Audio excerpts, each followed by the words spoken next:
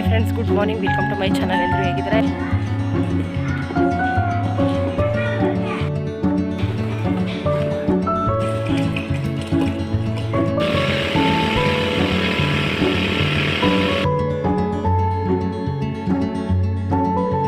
ಈಗಲೇ ಸಿಕ್ಕಾಪಟ್ಟೆ ಬಿಸಿಲು ಬರ್ತಾ ಇದೆ. ಆಮೇಲಿಂದ ಹೇಗಿರ್ತೋ ಗೊತ್ತಿಲ್ಲ.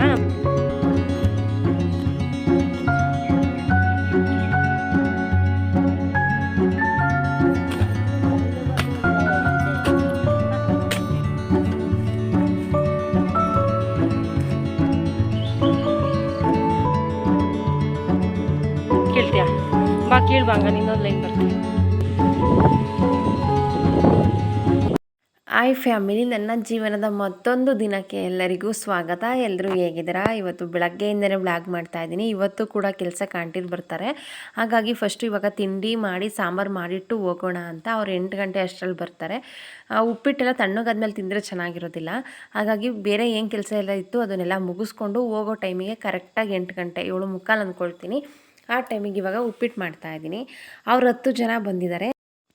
12ರಿಂದ 13 ಜನಕ್ಕೆ ಆಗೋವಷ್ಟು ನಾನು ಇವಾಗ ತಿಂಡಿ ಮತ್ತು ಅಡುಗೆ ಎರಡನ್ನೂ ಕೂಡ ಮಾಡಬೇಕು. ರೈಸ್ ಬಿಸಿ ಮಾಡ್ತೀನಿ ಅಂತಂದರೆ ಮಧ್ಯಾಹ್ನಕ್ಕೆ ಮಾಡ್ತೀನಿ. ಇವಾಗಲೇ ಮಾಡಿಟ್ಟರೆ ತಣ್ಣಗಾಗುತ್ತೆ. ಹಾಗಾಗಿ ಸಾಂಬಾರೊಂದು ಮಾಡಿಟ್ಟು ಹೋಗೋಣ ಅಂತ ಅಂದ್ಕೊಂಡಿದ್ದೀನಿ. ಕರೆಂಟ್ ಇಲ್ಲ ಅಂತಂದರೆ ಸರಿ ಹೋಗೋದಿಲ್ಲ. ಹಾಗಾಗಿ ಉಪ್ಪಿಟ್ಟು ಮಾಡಿಕೊಂಡು ಬಾಕ್ಸಿಗೆ ಹಾಕ್ಕೊಂಡು ಎಲೆ ಎಲ್ಲ ತೊಗೊಂಡು ತೋಟಕ್ಕೆ ಹೋದೆ. ನಾನು ಹೋಗೋ ಅಷ್ಟರಲ್ಲಿ ಕಳೆ ಎಲ್ಲ ತೆಗಿತಾಯಿದ್ರು.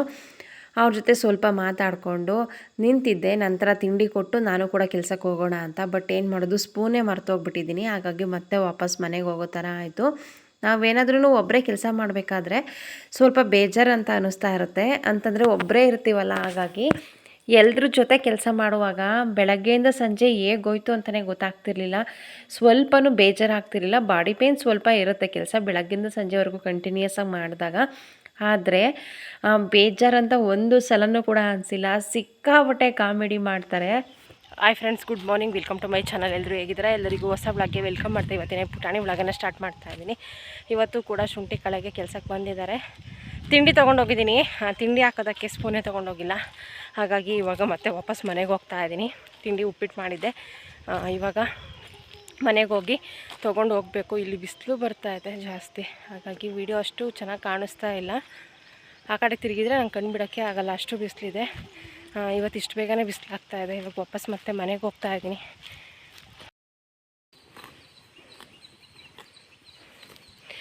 ಹೆಂಗಿದ್ರು ಪ್ಲೇಟ್ ತರಕ್ಕೆ ಹೋಗಿದ್ನಲ್ಲ, ಹಸ್ಗಳು ಹೊಡ್ಕೊಂಡು ಬಂದೆ. ಹಸ್ಗಳು ಕಟ್ಟಿದ್ದೀನಿ, ಚೆನ್ನಾಗಿ ಮೇಯ್ತಾ ಇದ್ದಾವೆ.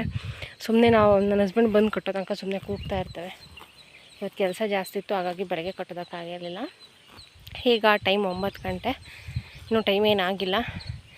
ಇವ್ರನ್ನ ಕಟ್ಟಾಕಿದ್ದೀನಿ. ಅವರಿಬ್ಬರನ್ನ ಹಗ್ಗ ಜಾಯಿಂಟ್ ಮಾಡಿಬಿಟ್ಟಿದ್ದೀನಿ. ಅವರಿಬ್ಬರು ಅಲ್ಲಿ ಮೇಯ್ತಾ ಇದ್ದಾರೆ.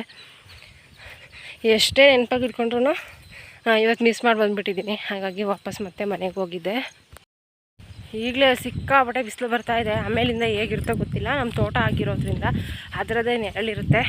ಅಷ್ಟು ಆಗಲ್ಲಪ್ಪ ಅನ್ನೋ ರೇಂಜಿಗೆ ಏನು ಬಿಸಿಲಿರಲ್ಲ. ನೋಡಬೇಕು ಹೇಗಾಗುತ್ತೆ ಅಂತ. ಇವಾಗ ವಾಪಸ್ ಮತ್ತೆ ಶುಂಠಿ ಹೊಲಕ್ಕೆ ಹೋಗ್ತಾಯಿದ್ದೀನಿ. ಇವರಿಬ್ಬರು ಇಲ್ಲೇ ಬಿಟ್ಟಿದ್ದೀನಿ. ಚೆನ್ನಾಗಿ ಮೇಯ್ಕೊಂಡಿದ್ದಾವೆ. ಎಷ್ಟು ತಿನ್ನಿಸ್ತೀವಿ, ಬಟ್ ಅದು ದಪ್ಪನೇ ಆಗ್ತಿಲ್ಲ. ರೀಸನ್ನೇ ಗೊತ್ತಿಲ್ಲ ಯಾಕೆ ದಪ್ಪ ಆಗಿಲ್ಲ ಅಂತ. ಒಂದು ಹಸು ಒಂದು ಕರು ಪರವಾಗಿಲ್ಲ, ಇನ್ನೊಂದು ಕರು ಅಂತೂ ಫುಲ್ ತಳ್ಳೋಕ್ಕಾಗ್ಬಿಟ್ಟಿದ್ದಾಳೆ. ಲಹರಿ ನೋಡ್ಕೊಳ್ಳೋದು, ಆ ಕರು ನೋಡ್ಕೊಳ್ಳೋದು ಎರಡು ಒಂದೇ ಆಗಿದೆ. ಅವರಿಬ್ಬರು ಏನೇ ಟ್ರೈ ಮಾಡಿದ್ರೂ ಕೂಡ ದಪ್ಪನೇ ಆಗಲ್ಲ. ಆ ಥರ ಇದ್ದಾರೆ. ಏನೋದೆ ಮನೆಗೆ ಹೋಗೋಳು, ಒಬ್ಬಳೇ ಇದ್ದಾಳೆ. ಹೋಗು. ಏನು ನೋಡೋಕ್ಕೆ ಬಂದೆ? ಕಳೆ ಕೀಳ್ತೀಯಾ? ಹಾಂ, ಕಳೆ ಕೀಳ್ತೀಯಾ? ಬಾ ಕೀಳ್ಬಾಂಗ, ನಿನ್ನೊಂದು ಲೈನ್ ಬರ್ತೆ. ಒಂದು ಲೈನು ಕೀಳಲ್ಲ ನೀನು. ಹೋಗೋಗಿ ಮನೆಗೆ ಹೋಗು. ಇಷ್ಟಕ್ಕೇ ಸ್ವೆಟ್ಟಾಗಿ ಹೋಗ್ಬಿಟ್ಟಿದ್ದೀನಿ. ಅಷ್ಟು ಬಿಸಿಲಿದೆ, ಕಾವಿದೆ. ಸ್ವಲ್ಪ ಕೀಳೋದಿದೆ. ಕಾಲು ಭಾಗ ಮುಕ್ಕಾಲು ಹಸಿ ಕಿತ್ತಾಗಿದೆ ಇದರಲ್ಲಿ.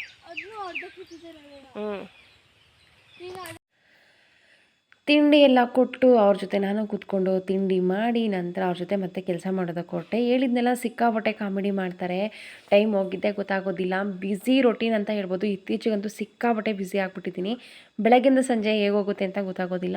ತೋಟದ ಕೆಲಸ, ಮನೆ ಕೆಲಸ, ಜೊತೆಗೆ ಯೂಟ್ಯೂಬು, ಮಕ್ಕಳು, ಸ್ಕೂಲು ಎಲ್ಲದೂ ಮಿಕ್ಸ್ ಆಗಿಬಿಟ್ಟಿದೆ. ಎಲ್ಲದೂ ಬ್ಯಾಲೆನ್ಸ್ ಮಾಡೋದೇ ಒಂದು ಚಾಲೆಂಜ್ ಅಂತ ಅನಿಸುತ್ತೆ. ನಾನಿಲ್ಲಿ ಎಲ್ಲ ಕೆಲಸಗಳನ್ನು ತೋರಿಸಿಲ್ಲ. ಮೇನ್ ಕೆಲಸಗಳನ್ನು ಮಾತ್ರ ತೋರಿಸಿದ್ದೀನಿ.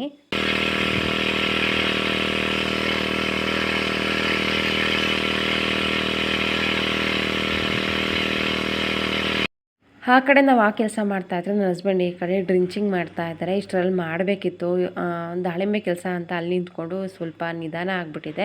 ಸ್ವಲ್ಪ ಲೇಟ್ ಆದರೂ ಪರವಾಗಿಲ್ಲ ಮಾಡಬೇಕು ಅಂತ ಇವಾಗ ಮಾಡ್ತಾ ಇದ್ದಾರೆ.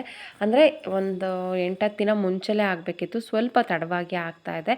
ಎಲ್ಲದನ್ನು ಬ್ಯಾಲೆನ್ಸ್ ಮಾಡ್ತೀವಿ ಅಂದರೆ ಸ್ವಲ್ಪ ಕಷ್ಟ ಆಗಿರುತ್ತೆ, ಸ್ವಲ್ಪ ತಡವಾಯಿತು ಅಷ್ಟೇ. ನಾನಿಲ್ಲಿ ಎಲ್ಲ ಕೆಲಸನೂ ಶೇರ್ ಮಾಡಿಲ್ಲ. ನಿಮಗೂ ಗೊತ್ತು, ನನ್ನ ಬ್ಲಾಗ್ಗಳಲ್ಲಿ ನೋಡಿರ್ತೀರ, ಬೆಳಗ್ಗೆ ಎದ್ದು ಮಾರ್ನಿಂಗ್ ಎಷ್ಟು ಬ್ಯುಸಿ ಆಗಿರುತ್ತೆ ಅಂತ. ಹಾಲು ಕರೆಯೋದು, ಡೈರಿಗೆ ಹಾಲು ಹಾಕೋದು, ಸಗಣಿ ತೆಗೆಯೋದು, ಹಸುಗಳು ಮೈ ತೊಳೆಯೋದಾಗಿರ್ಬೋದು, ಬೂಸ ಇಡೋದು, ಕಾಫಿ ಮಾಡೋದು, ಹಾಲು ಕಾಯಿಸೋದು, ತಿಂಡಿ ಮಾಡೋದು, ಮನೆ ಕಸ ಗುಡಿಸೋದು, ನೆಲ ಒರೆಸೋದು, ಹೇಳ್ತಾ ಹೋದರೆ ಕಂಟಿನ್ಯೂಸ್ ಕೆಲಸ ಇರ್ತವೆ. ನಾನು ಎಲ್ಲದನ್ನೂ ಶೇರ್ ಮಾಡಿಲ್ಲ. ಬ್ಯುಸಿ ಅಂತಂದರೆ ಬ್ಯುಸಿನೇ, ರೊಟೀನ್ ಇದು, ಸಿಕ್ಕಾಬಟ್ಟೆ ಬ್ಯುಸಿ ಐತೆ. ಮಜ್ಜಿಗೆ ಸಾಂಬಾರು ಮಾಡೋದಕ್ಕೆ ಹೇಳಿದರು, ಹಾಗಾಗಿ ಮಜ್ಜಿಗೆ ಸಾಂಬಾರು ಮಾಡ್ತಾಯಿದ್ದೀನಿ. ಜಾಸ್ತಿನೇ ಮೊಸರೆಲ್ಲ ಎಪ್ಪಾಕಿದ್ದೆ, ಮೊದಲೆಲ್ಲ ಹೇಳಿದ್ರು ನಾಳೆಗೆ ಏನು ಸಾಂಬಾರು ಅಂತ. ಹಾಗಾಗಿ ಶಾಳೆ ಮಾಡೋಣ ಅಂತ ಅಂದ್ಕೊಂಡೆ. ಮೊಸರು ಅಷ್ಟೊಂದು ಎಲ್ಲರಿಗೂ ಆಗೋದಿಲ್ಲ, ಹಾಗಾಗಿ ಮಜ್ಜಿಗೆ ಸಾಂಬಾರನ್ನೇ ಮಾಡ್ತಾಯಿದ್ದೀನಿ. ಒಂದು ಹಾಲು ಸೌರೆಕಾಯಿ ಇತ್ತು, ಅದನ್ನು ಕೂಡ ಹಾಕಿದೆ. ಟೇಸ್ಟ್ ಚೆನ್ನಾಗಿತ್ತು. ತೋಟದಲ್ಲಿ ಕೆಲಸ ಎಲ್ಲ ಮುಗಿಸಿದ್ವಿ, ಇನ್ನು ಸ್ವಲ್ಪ ಟೈಮ್ ಇತ್ತು, ಹಾಗಾಗಿ ಅಡಿಕೆ ಪ್ಯಾಕೆಟ್ ಮಾಡೋದಿತ್ತು, ಅದನ್ನು ಮಾಡೋದಕ್ಕೆ ಅಂತ ಮನೆ ಹತ್ರ ಬಂದ್ವಿ. ಈ ಕೆಲಸ ಕೂಡ ಕಂಪ್ಲೀಟ್ ಆಗಲಿಲ್ಲ. ಕಂಪ್ಲೀಟ್ ಆಗಿದ್ದಿದ್ದರೆ ಇದೊಂದು ಕೆಲಸ ಮುಗ್ದಿರೋದು. ಅರ್ಧ ಆಯಿತು, ಇನ್ನೂ ಅರ್ಧ ಮಾಡೋವಷ್ಟಿದೆ. ಒಂದು ಅರ್ಧ ಮುಕ್ಕಾಲು ಗಂಟೆ ಮಳೆ ಬಂದು ಟೈಮ್ ವೇಸ್ಟ್ ಮಾಡ್ತು. ಜೊತೆಗೆ ಅವ್ರಿಗೆ ಓಡಾಡೋದಕ್ಕೂ ಕೂಡ ಕಷ್ಟ ಆಗ್ತಾಯಿತ್ತು. ಯಾಕೆಂತಂದರೆ ಮಳೆ ಬಂತಲ್ಲ, ಹಾಗಾಗಿ ಫಸ್ಟ್ ಒಂದು ಸ್ವಲ್ಪ ಹೊತ್ತು ಮಾಡಿದರು, ಆವಾಗ ಚೆನ್ನಾಗಿತ್ತು. ಬಟ್ ಕೂರೋದಕ್ಕೂ ಕಷ್ಟ ಆಗ್ತಾಯಿತ್ತು. ಹಾಗೆ ಪ್ಯಾಕೆಟ್ ಮಾಡೋದಕ್ಕೂ, ತಗೊಂಡೋಗಿ ಜೋಡಿಸೋದಕ್ಕೂ ಎಲ್ಲದಕ್ಕೂ ಕಷ್ಟ ಆಗ್ತಾಯಿತ್ತು. ಮಳೆ ಬಂದೆಲ್ಲ ಹಾಳು ಮಾಡ್ತು. ಆದರೂ ಸಂಜೆವರೆಗೂ ಕೆಲಸ ಮಾಡಿಕೊಟ್ಟು ಹೋದರು. ಸಿಟಿಲಿ ಕೆಲಸ ಇರೋದಿಲ್ಲ ಅಂತ ನಾನು ಹೇಳ್ತಾ ಇಲ್ಲ, ಬಟ್ ಹಳ್ಳಿ ಕಡೆ ಕೆಲಸ ಎಲ್ಲದನ್ನು ನಿಭಾಯಿಸ್ತೀವಿ ಅಂತಂದರೆ ಅಷ್ಟು ಈಸಿ ಅಂತೂ ಖಂಡಿತ ಅಲ್ಲ. ಯಾಕೆ ಅಂತಂದರೆ ಮನೆ ಕೆಲಸ ಮಾಡಿಕೊಂಡು, ಹಸುಗಳನ್ನ ನೋಡಿಕೊಂಡು, ಮಕ್ಕಳನ್ನ ನೋಡಿಕೊಂಡು, ಜೊತೆಗೆ ತೋಟಕ್ಕೆ ಹೋಗಿ ಅಲ್ಲೇ ಕೆಲಸ ಮಾಡಿ, ಮತ್ತೆ ಕೆಲಸಕ್ಕೆ ಬಂದಿರ್ತಾರಲ್ಲ ಅವರಿಗೆಲ್ಲ ಊಟ ತಿಂಡಿ ಅದ್ರದ್ದು ಪಾತ್ರೆ ಎಲ್ಲ ಕೆಲಸ ಸಂಜೆ ಅಷ್ಟರಲ್ಲಿ ಮುಗಿಸೋ ಅಷ್ಟರಲ್ಲಿ ಸಾಕಪ್ಪ ಅಂತ ಅನ್ನಿಸ್ಬಿಟ್ಟಿರುತ್ತೆ. ಅಷ್ಟು ಕೆಲಸ ಆಗಿಬಿಟ್ಟಿರುತ್ತೆ. ಬೇರೆ ಕೆಲಸ ಅಂತ ಅಂದ್ಕೊಂಡು ಮನೆ ಮುಂದೆ ಯಾವುದನ್ನೂ ಕ್ಲೀನ್ ಮಾಡಿರಲಿಲ್ಲ. ಹಾಗಾಗಿ ಇನ್ನು ಸ್ವಲ್ಪ ಟೈಮ್ ಇತ್ತು, ಹಾಗಾಗಿ ಸಂಜೆನೇ ಇದನ್ನು ಕ್ಲೀನ್ ಮಾಡಿ ಮುಗಿಸೋಣ ಅಂತ ಅಂದ್ಕೊಂಡು ಮುಗಿಸ್ತಾ ಇದ್ದೀನಿ. ಮನೆ ಹತ್ರ ಈ ಥರ ಎಲ್ಲ ಹುಲ್ಲೆಲ್ಲ ಬೆಳ್ಕೊಂಡಿದ್ರೆ ಭಯ ಆಗುತ್ತೆ. ಮಕ್ಕಳು ಯಾವಾಗಲೂ ಆಚೆ ಆಟಾಡ್ತಾ ಇರ್ತಾರೆ. ಹಾಗಾಗಿ ಆದಷ್ಟು ನನ್ನ ಕೈಲಿ ಎಷ್ಟಾಗುತ್ತೆ ಮ್ಯಾಕ್ಸಿಮಮ್ ಟ್ರೈ ಮಾಡಿ ನಾನು ಎಲ್ಲದನ್ನು ಕ್ಲೀನ್ ಮಾಡೋದಕ್ಕೆ ಟ್ರೈ ಮಾಡ್ತೀನಿ. ಕಾಕಡ ಗಿಡ ನೋಡ್ಬೋದು ಎಷ್ಟು ಚೆನ್ನಾಗಿ ಬಂದಿದೆ ಅಂತ. ಹಾಗಾಗಿ ತುಂಬ ಖುಷಿ ಆಯಿತು ಅದನ್ನು ನೋಡಿ. ಅದಕ್ಕೆ ಗೊಬ್ಬರ ಔಷಧಿ ಎಲ್ಲ ಚೆನ್ನಾಗಿ ಹಾಕಬೇಕು. ಅದ್ರದ್ದೇನು ಡಸ್ಟ್ ಇತ್ತು ಆ ಕಡೆದು ಅದೆಲ್ಲ ಬಂದು ಗಿಡದ ಮೇಲೆ ಬಿದ್ದಿದೆ, ಅದನ್ನೆಲ್ಲ ತೆಗಿಬೇಕು. ಯಾವ ಕೆಲಸ ಮಾಡೋದು ಯಾವ ಕೆಲಸ ಬಿಡೋದು ಅಂತ ಅನ್ನಿಸ್ಬಿಟ್ಟಿದೆ. ಅಷ್ಟು ಕೆಲಸ ಆಗ್ಬಿಟ್ಟಿದೆ. ದಾಳಿಂಬೆ ಹತ್ರನೂ ಹೋಗಬೇಕು, ಇಲ್ಲಿ ಶುಂಠಿ ಹತ್ರನೂ ಹೋಗಬೇಕು, ಮನೆ ಕೆಲಸನೂ ಮಾಡಬೇಕು, ಹಸುಗಳನ್ನು ನೋಡ್ಕೊಳ್ಬೇಕು. ಸಿಕ್ಕಾಪಟ್ಟೆ ಒಂಥರ ಹೆಡೇಕ್ ಅಂತ ಅನ್ನಿಸ್ತಾ ಇದೆ. ಬಟ್ ಎಲ್ಲದನ್ನು ನೀಟಾಗಿ ಬ್ಯಾಲೆನ್ಸ್ ಮಾಡ್ತಾ ಇದ್ದೀನಿ ಸದ್ಯಕ್ಕೆ. ಎಲ್ಲ ಟೈಮಲ್ಲಿ ಹೀಗೆ ಮಾಡ್ತೀನಿ ಅಂತಂದರೆ ಖಂಡಿತ ಇಲ್ಲ, ಮಾಡೋದಕ್ಕಾಗೋದಿಲ್ಲ. ಹಾಗಂತ ಮಾಡೇ ಇಲ್ವಾ ಅಂತಂದರೆ ಮಾಡಿದ್ದೀನಿ.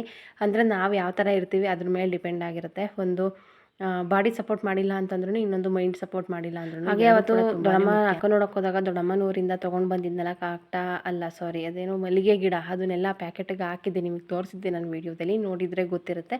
ಅದೆಲ್ಲ ಚಿಗುರೋ ಥರ ಕಾಣಿಸ್ತಿದೆ, ಫುಲ್ ಗ್ರೀನಾಗೇ ಇದೆ. ಈ ಕಡೆ ಆ ಕಡೆ ಎಲ್ಲ ಸುತ್ತ ಎಲ್ಲ ಕ್ಲೀನ್ ಮಾಡಿ ಆಯಿತು. ಹಾಗೆ ನನಗೆ ಸ್ವಲ್ಪ ಎನರ್ಜಿ ಕಡಿಮೆ ಆಗ್ತಾ ಇದೆ ಅಂತ ಅನ್ನಿಸ್ತಾ ಇದೆ. ಹಾಗಾಗಿ ನನ್ನ ಊಟದಲ್ಲಿ ಏನಾದ್ರೂ ಎಷ್ಟಾಗುತ್ತೋ ಅಷ್ಟು ಚೇಂಜ್ ಮಾಡ್ಕೊಳ್ಬೇಕು ಅಂತ ಟ್ರೈ ಮಾಡ್ತಾ ಇದ್ದೀನಿ. ಯಾಕೆ ಅಂತಂದರೆ ಕೆಲವೊಂದು ಸಲ ನನಗೇನೆ ಕೆಲಸ ಮಾಡಬೇಕು ಅಂತ ಅನಿಸಿದ್ರು ಕೂಡ ಬಾಡಿ ಸಪೋರ್ಟ್ ಮಾಡ್ತಾ ಇರೋದಿಲ್ಲ, ಮಾಡೋಕ್ಕಾಗೋದಿಲ್ಲ, ಸಾಕು ಅಂತ ಅನಿಸುತ್ತೆ. ಸ್ವಲ್ಪ ಮಾಡಿದಾಗ ಸುಸ್ತು ಅಂತ ಅನಿಸುತ್ತೆ. ಸ್ವಲ್ಪ ಹೊತ್ತು ಮತ್ತೆ ರೆಸ್ಟ್ ತೊಗೊಂಡು ಮತ್ತೆ ಕೆಲಸ ಮಾಡಬೇಕು, ಆ ಥರ ಆಗಿಬಿಟ್ಟಿದೆ.